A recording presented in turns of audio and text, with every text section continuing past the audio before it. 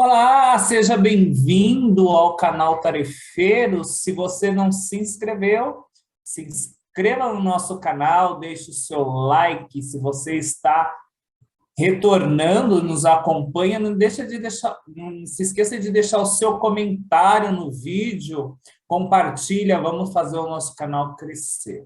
Tá? Lembrando que a Casa dos Tarefeiros está funcionando lá na Rua Barão de Penedo 182. É muito importante que você ligue, você agende o seu atendimento, ou você obtenha informações nos telefones que vão aparecer no vídeo, tá? E que eu também vou falar no 2606-6220 ou no 2605-6865, as meninas vão informar, vão te orientar o melhor dia, o melhor horário e o melhor tratamento, ok? Dados os recados, nós pedimos licença a você, ao mentor da tua casa, e convidamos os amigos da luz, ao nosso Mestre Jesus, ao nosso Pai e ao Doutor Antônio, para que juntos nós possamos, nesses momentos, nos elevar, acessar consciências divinas, para que nós possamos receber intuições, orientações, fazendo desses momentos uma conversa de conscientização e salutar. É nessa certeza sobre a proteção do bem maior que nós damos início ao nosso bate-papo dos sábados de manhã, graças a Deus. Bom, lembrando que nós estamos numa sequência aí falando de herança psicológica, herança espiritual. Estamos abordando o livro do Divaldo nos bastidores da obsessão, né? Conversando um pouquinho sobre essa obsessão e desobsessão que tanto a gente fala, de que tantas pessoas têm curiosidade e procuram saber. Então, existem alguns livros na literatura espírita que trata bastante do assunto, inclusive desmistificando, tirando aquela coisa de que tudo era culpa do obsessor, né? E de que tudo que acontece na minha vida tem um cunho, tudo que acontece negativo, obviamente, tem um cunho obsessivo. Pode haver ou não. Por exemplo, uma pessoa cai na rua. Ai, eu já vi gente falar assim, olha, é o obsessor que empurrou ela. Bom, vamos lá. O obsessor pode, né, criar uma situação que a pessoa caia na rua? Sim. Mas também a falta de atenção, você lesado, flutuando, olhando no seu celular, também pode fazer com que você caia na rua. Então, a gente tem que começar a saber a distinguir as coisas. Bom, mas falando em obsessão, né, propriamente dita, lá no livro do Divaldo, no Perante os Obsediados, ele começa assim, né? Sempre que há uma obsessão, convém analisar em profundidade a questão da perfeita sintonia que mantém o obsediado com as entidades obsedientes. Bom, e por que eu falei isso? Quando a gente fala das heranças, né, e a gente está repetindo várias vezes essa ligação, que não existe uma obsessão sem que haja uma brecha, e que essas conexões passam de vidas após vidas. Lembra que a gente fala que você é herdeiro de si próprio? Bom, quando a gente fala disso, pensa comigo, você já pensou que em algum momento da sua escala evolutiva ou das suas tantas existências, você também já foi obsessor? Várias vezes, se nós não somos nessa vida, né? Porque lembra que a gente falou dos obsessores encarnados? Olha, eu conheço alguns obsessores aí, né? Aquelas pessoas que não deixam o outro viver, aqueles ciúmes doentio, aquela amor posse, são casos de obsessores, muitas vezes, de encarnado para encarnado. Então, Pensando se não, vamos pensar do lado desencarnado. Se numa outra vida você desencarnou e quando chegou lá, você foi com as suas mágoas, você foi com os seus medos e você não estava muito bem resolvido com a sua evolução e se tornou com a sua espiritualidade, se tornou um obsessor. Você já se perguntou como você gostaria de ser tratado? Hã? Ah, olha, me aproximei do fulano. Daí o fulano foi lá no lugar lá, amarra e leva. É assim que você gostaria de ser tratado? Ou prende no pote? É assim? Olha, é muito sério, né? Porque lembra quando a gente fala que a gente, para evitar um possível laço obsessivo ou resolver uma obsessão, a gente tem que olhar aquela coisa da empatia e se colocar no lugar do outro, funciona da mesma forma, tá? No obsessivo. Como você gostaria de ser tratado? Não faça para o outro. Lembra essa liçãozinha? Bom, voltando. Então, se passamos por várias vidas e passamos, às vezes, por alguns momentos obsessivos, vale lembrar que nós sempre vivemos, nós seres humanos, sempre vivemos em comunidade, né? E daí existem aquelas heranças coletivas, será que existem? E obsessões coletivas, será que existem? Olha, existe uma passagem num livro do Chico, né, que Emmanuel começa a descrever quando Jesus estava para ser julgado, né, e tinha Jesus e Barrabás, e aquela multidão escolhe quem? Barrabás. Né? Essa história todo mundo já sabe. Se você fez catequese, você deve lembrar dessa história. Mas o Emmanuel começa a descrever que aquela multidão, né, pensa, se hoje em dia o povo já adora um barraco, gosta ou não gosta? Ah, é o fulano que aconteceu, que deu filho, que não sei o quê, e todo mundo toma partido e quer ver o circo pegar fogo, né? E fala, e comenta, e posta, não sei o quê. Será que a gente evolui tanto assim? Porque naquela época não era muito diferente. Pensa que estava aquela toda a multidão lá, inflamada, querendo o quê? Ver o circo pegar fogo. Nessa história, o padrão baixa, e Emmanuel diz que eles estavam sob forte influenciação espiritual inferior.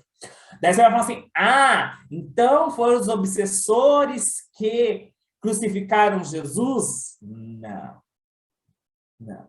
Primeiro que existia todo um processo, quem sabe, da história, né? Que Jesus haveria de passar algumas situações, e não porque ele estava pagando nada, né? Mas que também os obsessores, por mais que eles influenciem, eles não agem, né, sobre o seu livre-arbítrio. Eles interferem no seu livre-arbítrio, diferente do plano espiritual da luz. Mas eles não atuam diretamente, ou seja, eles usam aquela tua vontade, lembra a vontade que eu falei lá do circo pegar fogo?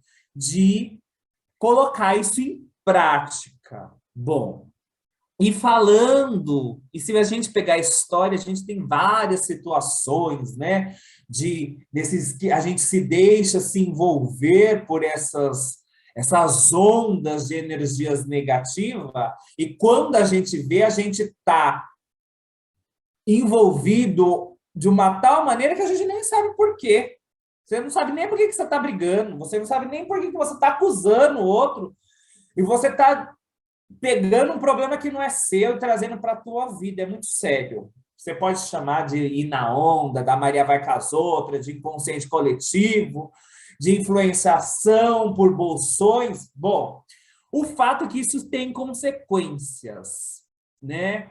E se em alguns momentos também existe a influenciação positiva, e a gente vai falar mais, mas eu vou passar para o Carlos falando assim: Carlos, nas nossas heranças coletivas, vamos dizer assim, quando eu me sintonizo com um padrão, com uma egrégora ou com um tipo de pessoa, um tipo de multidão, né? E tomo algumas atitudes negativas. Como que isso funciona? Tem consequências? Quais são os causos históricos em que tantas vezes a gente já viu, já leu? Como que isso resulta na minha vida atual? Bom, vamos lá, Fabinho. Bom dia, Maurício, bom dia, pessoal.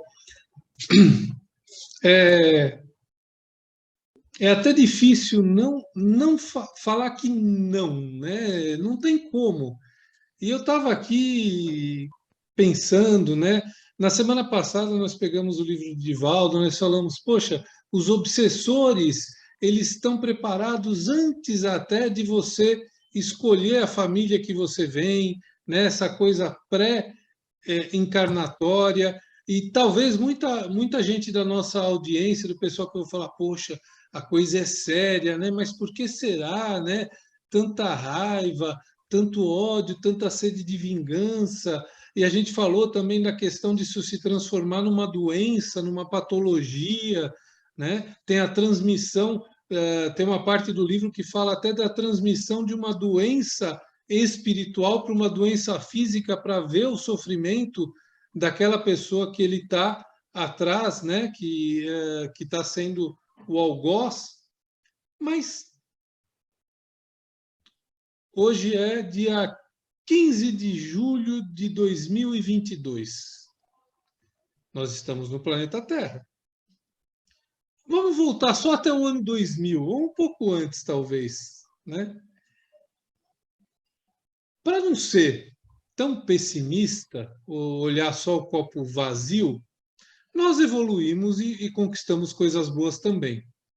Mas, no geral, qual a nossa herança enquanto humanidade? Guerras, atrocidades enormes com os nossos irmãos, em nome de uma superioridade, às vezes racial, às vezes intelectual, às vezes religiosa, você pode escolher onde você vai colocar, né?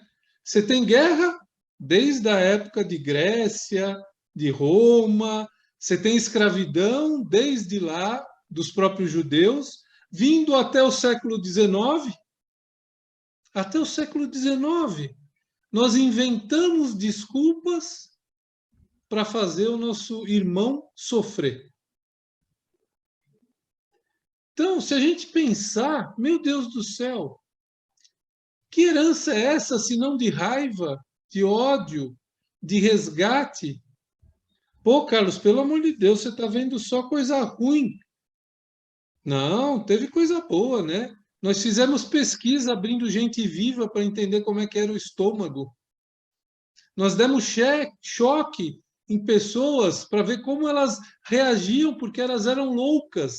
Tem coisa boa, né, pessoal? Tem.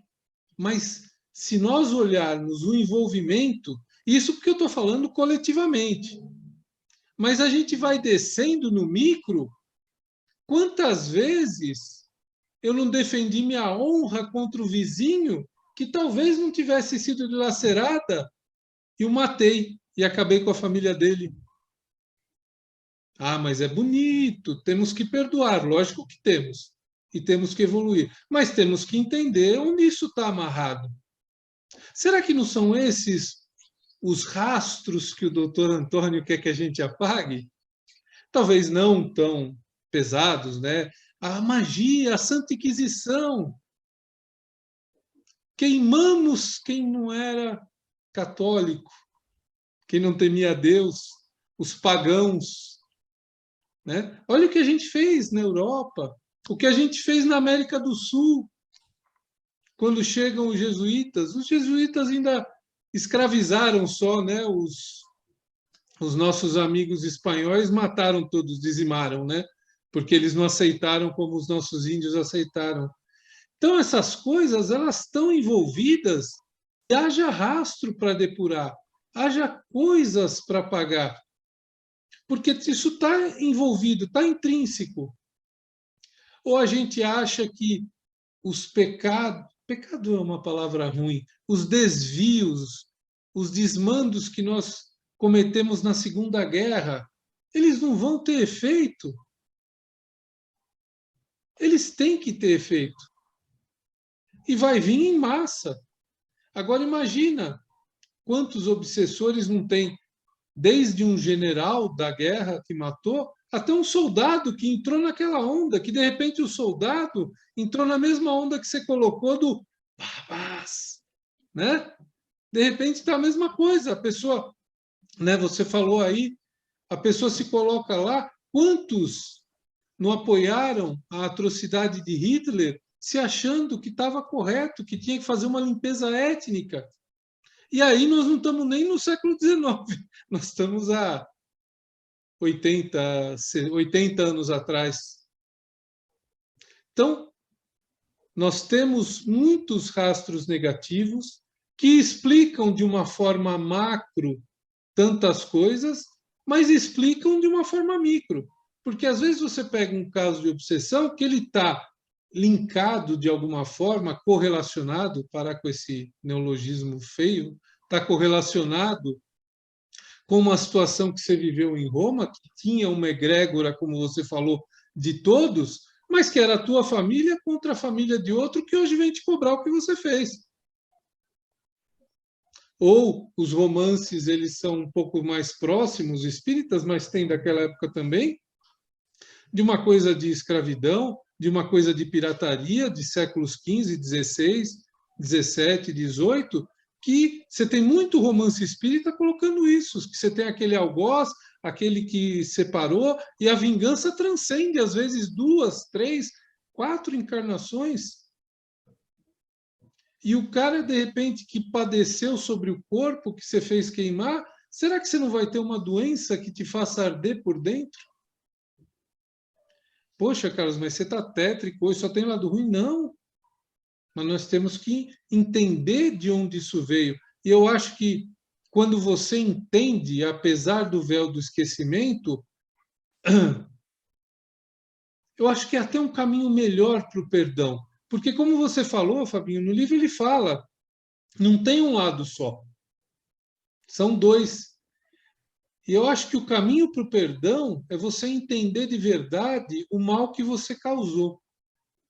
Levado por uma situação, por uma inflamação ou não, fortuito ou de maldade pura, porque já fomos assim também, né? Já tivemos ignorantes das coisas do bem e das coisas de Deus, e não sabemos, né? Uma coisa eu tenho certeza, a maioria de nós o passado condena, e condena bem, né? Mas não é para o pessoal ficar triste, é para a gente ter entendimento.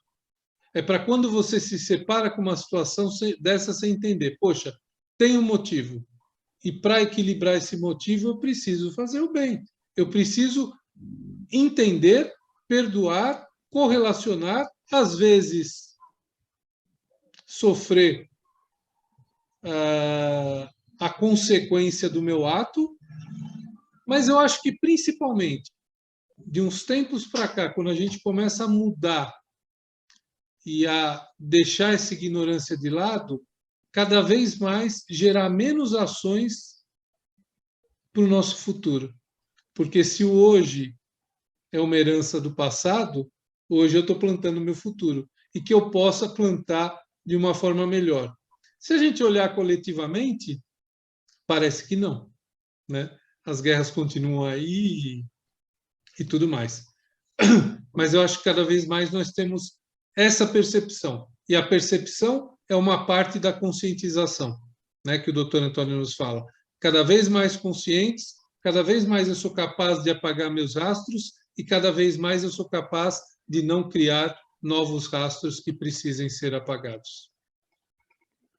É isso É aí. isso aí. Bom, a pergunta, vamos lá, vamos lá. A pergunta que não quer calar, o que você está deixando de herança para você mesmo na sua próxima vida? Já perguntou isso? Olha, aí você vai falar assim, fala da humanidade, não sei o que, é muita gente, né? Um monte de gente. Uma andorinha só não faz? Faz sim. Faz sim. Faz a sua parte. Olha, o que o livro do Divaldo fala? Que a terapia espírita é chamar você para a sua responsabilidade. Você. Ele não está falando nem do obsessor, ele está falando chamando você à sua responsabilidade. E se desvincular de uma tônica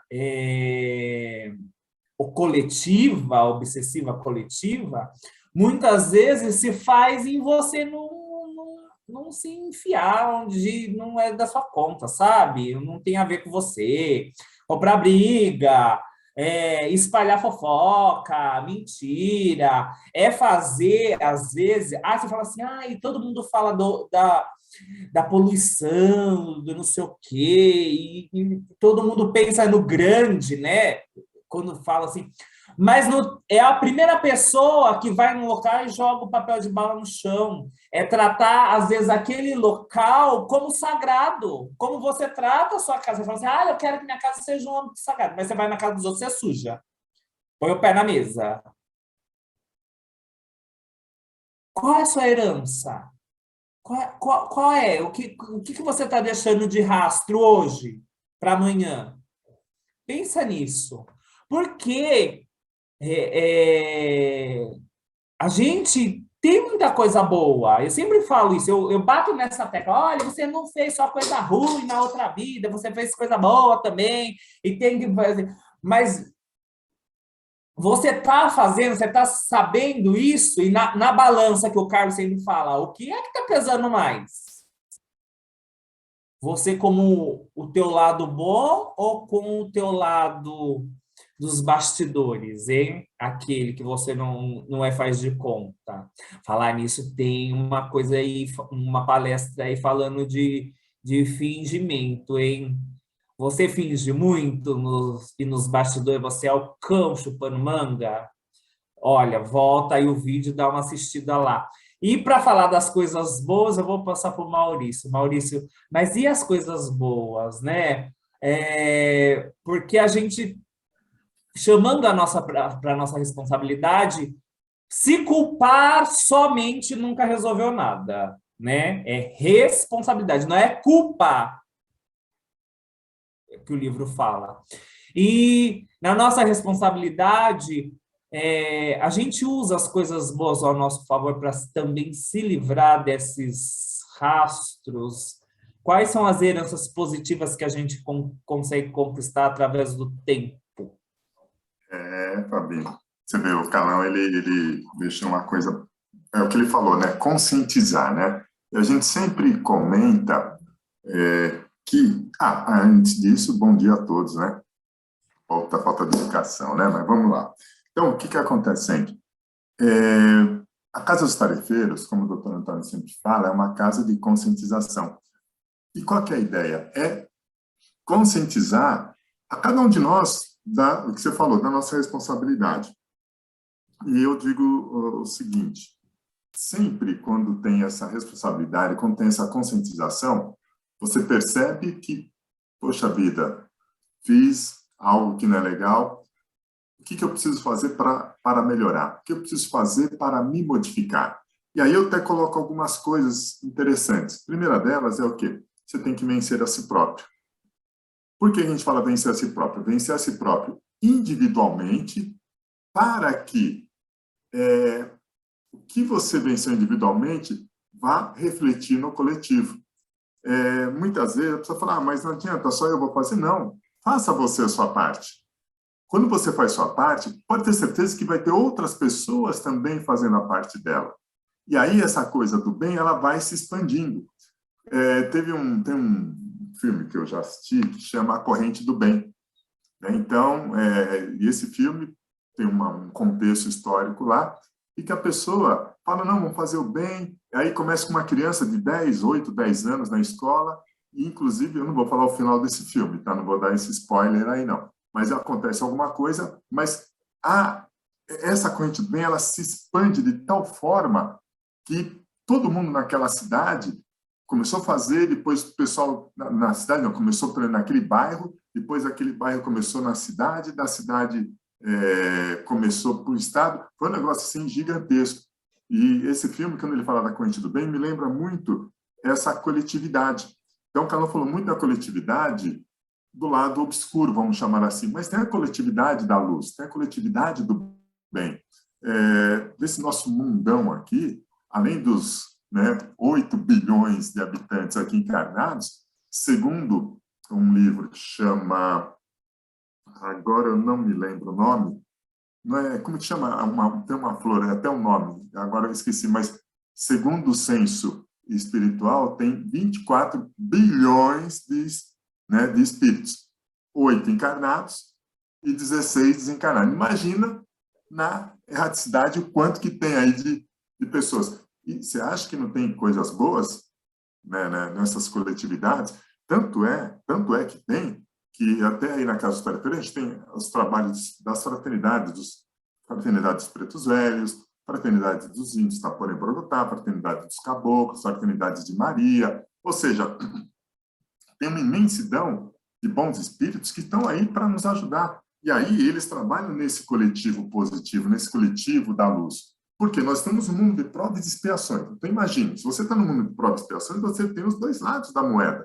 E aí o Calão sempre coloca, como que nós podemos equilibrar isso? E hoje nós estamos nesse mundo de provas e expiações porque há esse equilíbrio. Você tem pessoas do bem e pessoas que ainda estão pouco esclarecidas ou ainda não são, não enxergam o bem como uma coisa legal, uma coisa boa, né?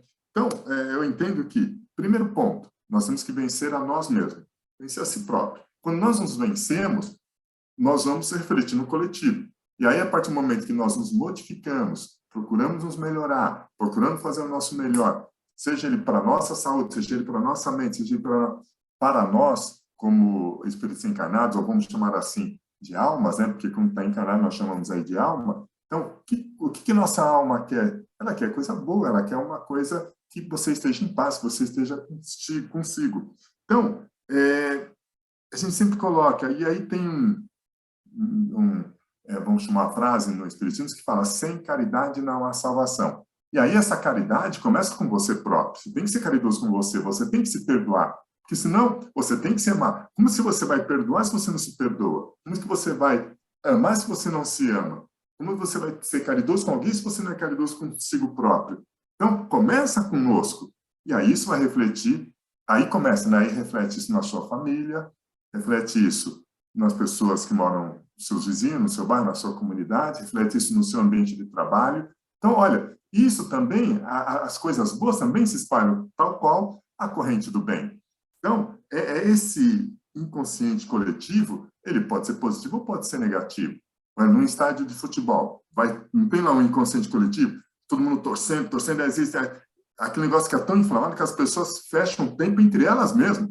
Ou, se for eu gosto das Olimpíadas. As Olimpíadas têm o consciente coletivo, ele é melhor. E aí, vamos falando, o canal até comentou de algumas coisas negativas, falando, numa Olimpíada, o inconsciente coletivo, ele é positivo. O pessoal lá torcendo, mesmo em torcida de futebol, não tem essa confusão. Olha como é engraçado, né? Diferente dos jogos de futebol, né? Que são dentro dos países. Mas quando há uma Copa do Mundo, quando há uma Olimpíada, tem aquele... Você vê que a energia do país, a energia do local, a energia daquele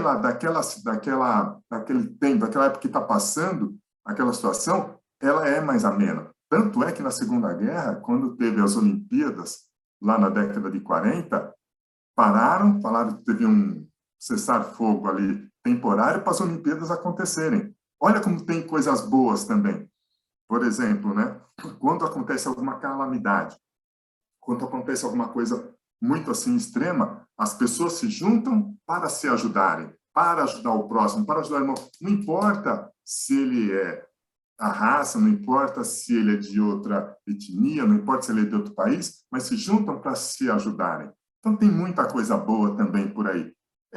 Questão que o que dá ibope na televisão não são as coisas boas. Então por isso que às vezes você acha que tem muito mais coisas ruins do que coisas boas. Mas é o que a gente fala, se vença a si próprio e, na sequência, com certeza, você vai refletir isso na coletividade. Comece dentro da sua própria casa.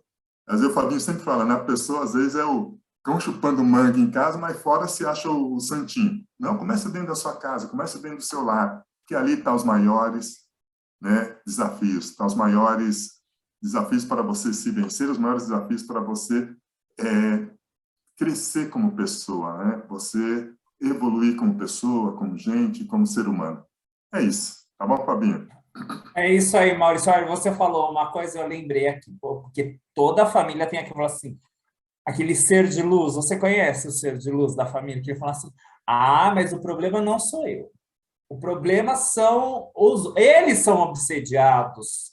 Eu não tenho obsessores. O problema é o outro, né? Eles que têm obsessor, eles que têm. Bom, e daí no livro, por acaso eu estava olhando aqui, tem a resposta para você, serzinho de luz, docinho de coco da família. E ele fala o seguinte: perante obsediados, aplique a paciência. Então, tá, responsabilidade sua também. Tá lindo, linda. Aplique a paciência e compreensão, a caridade da boa palavra e do passe, o gesto de simpatia e cordialidade, viu? Não é você ficar apontando, xingando, blasfemando, tá? Todavia, a pretexto de bondade, não concorde com o erro a quem ele se afervora, ou seja, não seja conivente, tá? Nem com a preguiça mental em que se compraz, ou mesmo com a rebeldia constante em que se encarcera. Ajude-o quanto possa, no entanto, insista para que ele se ajude, cada um com a sua responsabilidade, tá? Vamos acordar para cuspir e fazer alguma coisa da vida. Contribuindo para a ascensão do seu próprio espírito, auxiliar aquele outro ser que, ligado a ele por imposição da justiça divina, tem imperiosa necessidade de evoluir também. Ou seja, você, docinho, ser de luz, tem responsabilidade de ajudar ao teu próximo, ao obsessor. Olhe, todos se desvinculando dos nossas heranças não tão boas assim. Pensa nisso, tá? Então, que você, nesses momentos, possa fechar o seu olho, pedir ao plano espiritual da luz que possa ir organizando todos esses assuntos aí no teu espírito, na tua mente, pedindo essas fraternidades do bem e do amor, que tanto nos intuem, que elas possam agir abençoando a nossa casa, o nosso lar, o nosso entorno, fortalecendo aquela ligação divina com o nosso Deus e com o nosso Mestre Jesus. E nessa proteção de bem, do amor, acima de tudo, nós possamos estar passando por essa existência no nosso melhor, na companhia do bem, na companhia da luz e do alto. E assim nós vamos ficar até o nosso próximo bate-papo, graças a Deus. Tchau, tchau. Até semana que vem. Muito obrigado.